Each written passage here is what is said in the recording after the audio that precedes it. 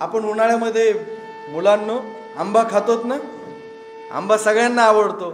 मग आपण ठरवतो काय करायचं, आता आंबा लावायचा.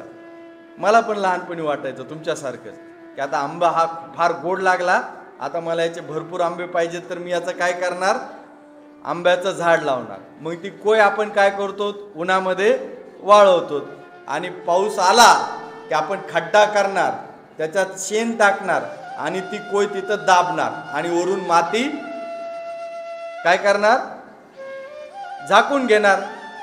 मग त्याला आपल्याला काय द्यावं लागेल मुलांनो, पाणी द्यावी लागेल, बरोबर.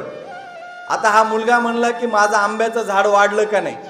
दुसऱ्या दिवशी सकाळी ब्रश करता करता तो अंगणात जायचा, त्या खड्ड्यातली माती काढायचा आणि अशी कोय बाहेर काढून पाहायचा, अरे कोयीचा आंबा होतो की नाही. पुन्हा कोय झाकून ठेवायचा.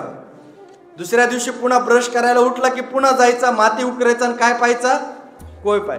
याचा आंबा होईल का त्या कोयीचा, नाही होणार. कशामुळं, कशामुळं होणार नाही. सगळ्यांचं लक्ष आहे ना मुलांचं. या उदाहरणाच्या वेळेस पालकांचं लक्ष नसलं तरी चालेल, मुलांचं लक्ष आहे ना.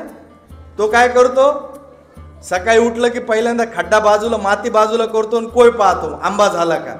त्याचा आंबा होईल का, नाही होणार ना. मग तुम्ही अभ्यास करता अर्धा एक तास, हळूच उठता, मोबाईल पाहता, आपल्या आंब्याचं काय होणार. आपण अर्धा एक तास जो काही अभ्यास केलाय, आपण म्हणतो पप्पा आता मी 1 तास काय केला, काय केला मी, आता मला 1 तास तुम्ही काय बोलायचं, मी काय पाहणार. ही आपली कोय अभ्यासाची लावली, ती 1 तास त्याची माती काढवलो, मोबाईल पाहायला लागलो, बरोबर.